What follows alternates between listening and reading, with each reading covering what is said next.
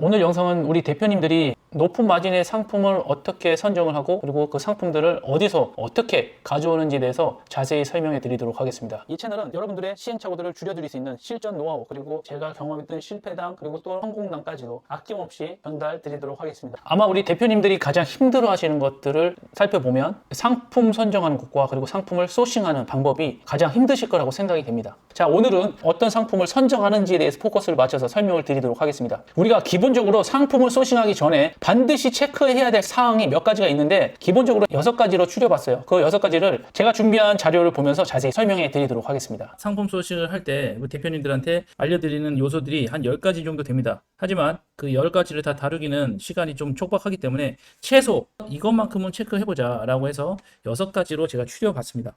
자, 여기서 하나씩 제가 자세히 설명해 드릴게요.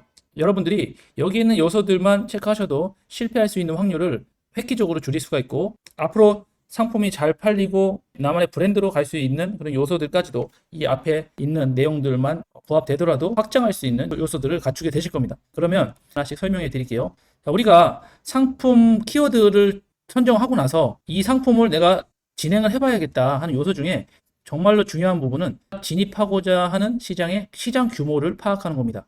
실제로 한 검색량이 어느 정도 나오고 상품 수 이런 것들을 보면서 경쟁 강도라는 것을 책정을 하게 되는데 어떤 카테고리를 보면 검색량은 많은데 이 시장 규모 자체가 아주 작은 경우들이 있어요. 그런 경우에는 제가 뒤에서 설명하겠지만 이벤트성이나 이슈성으로 키워드가 급작스럽게 급상승해서 검색량이 많게 나올 수도 있는 부분이고 그렇기 때문에 우리가 탑 40에서 80위 토탈 매출을 한번 우리가 살펴보면 이 시장 규모를 대략적으로 파악할 수가 있습니다. 이 시장 규모가 중요한 이유는 내가 진입하고자 하는 이 시장에서 어느 정도의 내가 캐파를 가져갈 수 있다는 것을 미리 인지하고 들어가게 되는 거기 때문에 첫 번째로 이 시장 규모를 반드시 파악을 하셔야 됩니다. 더불어서 시장 규모는 검색량에 비례하기도 하는데 우리가 보통 이런 대표 키워드, 중형 키워드, 세부 키워드로 나눠집니다. 대형 키워드에 들어가면 무조건 물건이 잘 팔리냐? 여기서 중요한 사실을 알려드릴게요. 이 대형 키워드라는 것은 말 그대로 대표 키워드이지만 다이어트라고 검색하는 사람들은 여러분 생각해 보세요. 이 다이어트라는 게 한방 다이어트도 있고 운동으로 하는 다이어트도 있고 굶어서 하는 다이어트도 있고 식이요법, 다이어트 알약으로 하는 다이어트도 있어요. 그런데 우리가 이 대표 키워드에다가 1위를 노출한다고 해서 무조건 나의 상품이 잘 팔리지 않는다는 겁니다. 여러분들 여기서 다이어트 알약이라는 제품을 판매하고 있는데 그냥 다이어트라는 곳에 노출을 시키면 운동으로 들어온 사람도 내 거를 볼 것이고 한방으로 다이어트를 하고 싶은 사람도 내 상품을 보겠죠. 하지만 실질적으로 매출까지는 이어지기가 어려울 거예요. 왜냐하면 각각 개개인마다 목적성이 다르기 때문입니다. 그래서 우리는 키워드를 검색할 때 대표 키워드뿐만 아니라 좀 더 세분화된 중형 키워드에서 세부 키워드까지 공략을 해야 됩니다. 그래서 이 세부 키워드들이 뭐 700건, 500건, 50건 이런 것들을 검색량이 별로 안 나와서 신경을 안 쓰시는데 결과적으로 여기에는 나의 타겟이 최종적으로 필터링 돼서 이 키워드를 검색한다고 보시면 됩니다. 중형 키워드 같은 경우에는 조금 세분화가 됐죠. 임산부 다이어트, 단기간 다이어트, 뭐 살 빼는 방법, 한방 다이어트 이 정도만 돼도 타겟층이 명확해졌어요. 그렇다면 여기서 한 번 더 들어가서 다이어트 알약, 특정 성분, 다이어트 도시락 이런 경우에는 고객들이 명확하게 내가 어떤 것을 원하는지 알고 있다는 것입니다.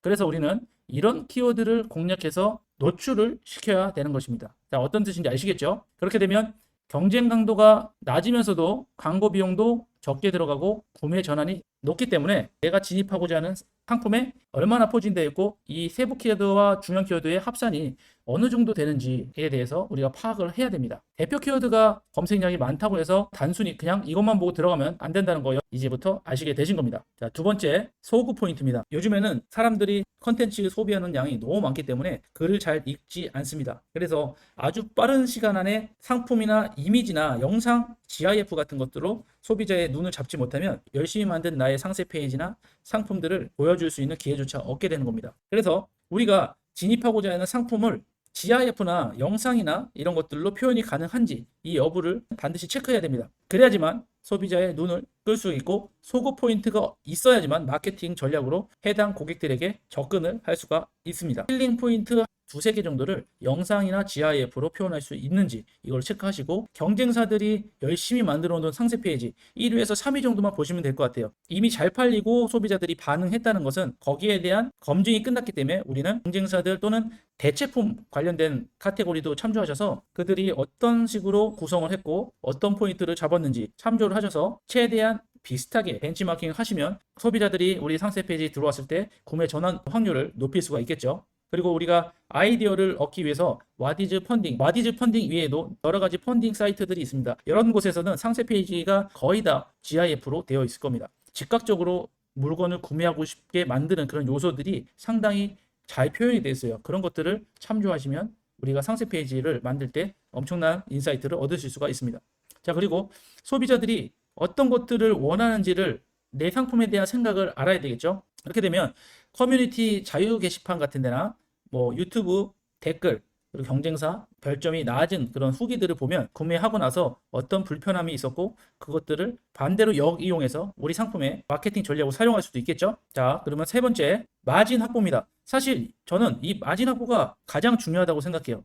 아무리 좋은 검색량 그리고 훌륭한 소구 포인트가 나오더라도 마진이 정확하게 확보되지 않으면 판매할 의미가 없습니다. 그렇죠? 자선 사업하는 거 아니잖아요. 마진 계산하는 방법 관련해서는 과거에 영상을 만든 게 있는데 여기서 참조하시면 될 것 같고요. 여러분들이 판매가 마진이라는 것을 마켓 수수료만 빼면 남는 게 마진이라고 생각합니다. 그리고 마진 70%뭐 40% 봤어요. 솔직히 말씀드리면 그런 마진을 보면서 판매할 수 있는 사람들은 저는 신뢰하지 않습니다. 왜냐? 자, 설명해 드릴게요. 우리가 마켓 수수료를 빼고 한 달 동안 이 상품을 만들고 운영하고 밥도 먹고 차비도 하고 그런 비용들이 판매 관리비에 다 녹여져 있어야 됩니다. 사실 우리는 이것들을 거의 책정하지 않죠. 그래서 물건은 팔았는데 실질적으로 남는 게 하나도 없다 라는 것은 우리가 평상시에 사용하고 나가는 판매 관리비가 단가에 적용이 되어 있지 않기 때문입니다. 그래서 실질적으로 우리가 판매되는 진짜 순마진은 마켓 수수료 제외하고 직원이 한 명이든 두 명이든 거기에 대한 판매 관리비를 7%에서 8% 정도 잡아주고 그 다음에 광고비를 제외한 나머지가 우리의 순수한 마진이 되는 겁니다. 솔직히 말씀드릴게요. 여러분들 상품 올리면 상품 상위 노출로 갈 수 있습니까? 뭐 막 키워드만 잡으면 다 상위 노출 갈 수 있을 거라고 얘기하는데 웬만한 카테고리에는 경쟁자들이 이미 다 포진하고 있습니다. 그렇기 때문에 후기 하나도 없고 엄청난 판매량도 일어나지 않은 그런 제품들이 상위로 바로 올라가기는 쉽지가 않습니다. 그렇기 때문에 우리는 어느 정도 판매량이나 알고리즘에서 우리 상품이 상단으로 가기 전까지는 마케팅이라는 걸 통해서 상단으로 노출시키고 그리고 판매량을 일으켜서 순위를 계속 점차 끌어올리는 전략을 사용하셔야 됩니다. 최소 비용으로 말씀드린 건데 이 마케팅 비용을 전혀 고려하지 않고 마진 20% 남는 상품만 갖고 온다 했을 때 판매가 되지 않으면 어떠한 액션도 할 수 없고 그냥 올려만 놓고 끝나게 되시는 겁니다. 제 말 이해하셨죠? 자, 그렇기 때문에 우리가 마진을 확보할 때 적어도 마켓 수수료 그리고 판관비, 판매할 수 있는 광고비를 책정을 하셔서 마진을 반드시 책정하셔야 됩니다. 적어도 70% 이상 마진을 확보를 하셔야 됩니다. 그런 마진을 어떻게 확보하냐고요? 그 부분도 제가 다음 영상에서 자세히 설명해 드리도록 하겠습니다. 자, 그리고 네 번째입니다. 상품을 선정할 때 시즌 상품이 있고 스테이지 상품이 있습니다. 자, 그럼 제가 예시를 한번 보여드리면서 이 그래프를 보시면 이런 경우에는 12월 달을 정점으로 찍고 8월 달까지 지속적으로 하락합니다. 그리고 8월 달부터 다시 12월 달까지 상승을 했다가 다시 떨어지는 것을 볼 수가 있죠. 자, 이런 경우에는 우리가 시즌 상품이라는 것을 예측할 수가 있겠죠. 자, 그러면 이 시점에 시즌이 거의 하락 구간에 상품을 소싱해서 엄청난 기간 동안 판매량이 일어나지 않을 수도 있기 때문에 우리가 진입하고자 하는 그 상품들이 시즌성인지 또는 1년 내내 꾸준하게 큰 파동 없이 판매가 되는 스테디 상품인지 파악을 하셔야 됩니다. 메인 상품으로 가져가기에는 스테디 상품으로 하셔야 됩니다. 왜냐하면 1년 내내 지속적인 캐시카우를 만들어주기 때문에 그렇고요. 시즌성 같은 경우에는 수요가 급상승하기 때문에 이 시즌 상품을 미리 준비해서 진입하시면 폭발적인 판매를 일으키실 수가 있습니다. 다만 재고 관리를 제대로 못하시면 이 구간에서 재고를 떠안게 되시는 상황들이 있기 때문에 아무래도 이거는 어느 정도 경험이 쌓인 후에 진행하시는 것을 적극 추천드립니다. 단순히 보면 키워드 검색량만 보고 이렇게 진입할 수가 있는데 10만 건이 나왔다고 해볼게요. 근데 제품에 대해서 분석을 해보니까 몇 년 동안 조용하다가 한번 어떤 매스컴에 의해서 떴는지 모르겠지만 이렇게 한번 떴다가 쭉 꺼지고 또 조용하다가 쭉 올랐다가 쭉 빠졌죠. 말씀 안 드려도 아시겠죠? 이벤트성으로 광고나 뭐 홈쇼핑, 뭐 PPL 이런 걸로 인해서 일시적으로 떴다라는 것을 예측해 볼 수가 있는 겁니다. 상품을 선정하고 이 내 상품이 시즌성인지, 그리고 상향하고 있는지 하향하고 있는지, 스테디로 계속 지속적으로 팔 수 있는지를 파악을 하시는 거고요. 그리고 다섯 번째, 여러분들이 알기 쉽게 원치의 상품과 니즈의 상품을 조금 풀어서 말씀드렸습니다. 목적성 상품 그리고 사치 상품. 제가 간략하게 말씀드릴게요. 자, 우리가 구매자라고 생각했을 때 물건을 내가 필요로 해서 찾아 들어오는 것들이 있어요. 예를 들어서 휴지도 있고 물도 있고 무릎 보호대 뭐 이런 것처럼 내가 살 거를 명확하게 알고 있어. 그래서 그거를 소비자들이 검색해서 찾아오는 것을 우리는 원치의 상품이라고 합니다. 자, 사실 마케팅 용어에서는 이것들을 여러 가지 풀이를 할 수 있는데 욕망의 상품이라고도 하죠.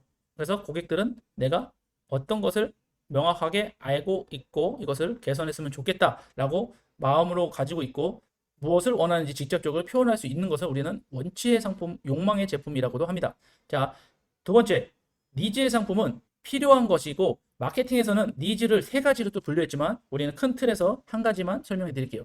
자, 불편함을 느끼지만 우리가 어떤 점에서 불편함을 느끼는데 정확하게 어떤 것인지 표현하지 못하거나 인지하지 못해. 그래서 그것들을 아직 해결하지 못해요. 쉽게 얘기해서 이거는 SNS 같은 데서 갑자기 막 흰색 셔츠를 스틱 같은 걸 문지르면 감쪽같이 사라지는 그런 것들을 보고 즉각적으로 우리는 구매를 하게 됩니다. 필요하지도 않았고 필요한 것 같아서 그런 영상을 보고 우리는 즉각적으로 구매를 하게 되는 겁니다. 여기서 여러분들 눈치 빠르신 분들은 여기에 대한 중요성을 아실 건데요. 여기는 고객이 내가 원하는 것을 명확하게 알고 들어온다. 그리고 두 번째, 여기에 들어오는 고객들은 내가 찾아가서 필요하지 않냐라고 보여주는 겁니다. 자, 그러면 우리가 광고를 진행한다고 했을 때 마케팅 전략을 어떻게 짤 수 있을까요? 맞습니다. 여기 같은 경우에는 고객들이 알아서 찾아오기 때문에 고객들이 원하는 키워드, 그것들을 미리 선점해서 배치하고, 자, 이런 경우에는 유튜브나 SNS 광고를 통해서 고객들에게 필요의 니즈를 건드려서 판매를 하는 전략으로 가는 겁니다. 자, 조금 어렵게 느껴지실지 모르겠지만 이 부분은 정말 중요하니까 이해가 안 가시면 한 번 더 들으시고, 자, 이 부분을 여러분들이 이해하냐 못하느냐에 따라서 마케팅 전략을 어떻게 풀어가실지 경로가 달라지기 때문에 반드시 숙지하시길 바랍니다. 우리가 이 고객의 욕구를 아는 것부터가 우리가 앞으로 어떻게 접근할지를 아는 시작이 되는 겁니다. 마지막으로 재구매 여부입니다. 광고라는 개념을 여러분들은 조금 어렵게 생각하시고 거부감이 있으실 거예요. 왜냐면 나는 광고 안 하고 공짜로 뭔가 해보고 싶고 무료로 만들었다는 것만 많이 보셨기 때문에 이런 것들을 보면 난 무료로 할 거야 라고 이렇게 생각하셨지만, 그래서 저도 온라인에서 여러 가지 상품들을 만들고 다양한 상품을 소싱하면서 해왔지만 광고 없이 무엇을 할 수 있다라는 것은 극히 드문 일입니다. 물론 특정 플랫폼의 밴디들과 소통해서 딜 같은 걸 잡아서 매출은 낼 수가 있습니다. 하지만 보통 노출을 하기 위해서는 광고라는 것이 반드시 들어가야 됩니다.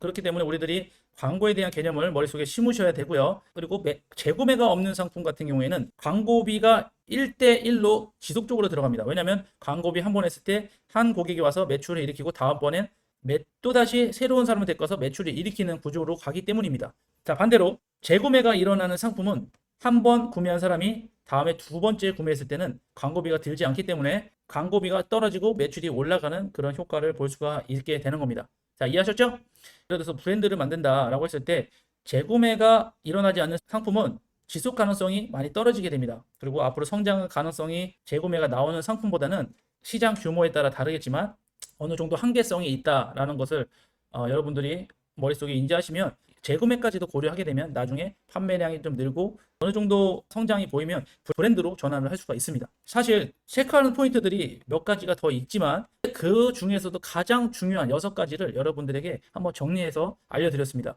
이제는 우리가 6가지를 어떤 거를 체크해야 되는지 알았는데, 그럼 우리 대상들이 어떤 키워드를 치고 어떤 상품에 관심이 있는지에 대해서 찾아보는 그 과정이 필요합니다. 그 방법에 대해서 2가지를 제가 직접 보여드리면서 여러분들이 실무에서 직접 해보실 수 있도록 보여드리도록 하겠습니다.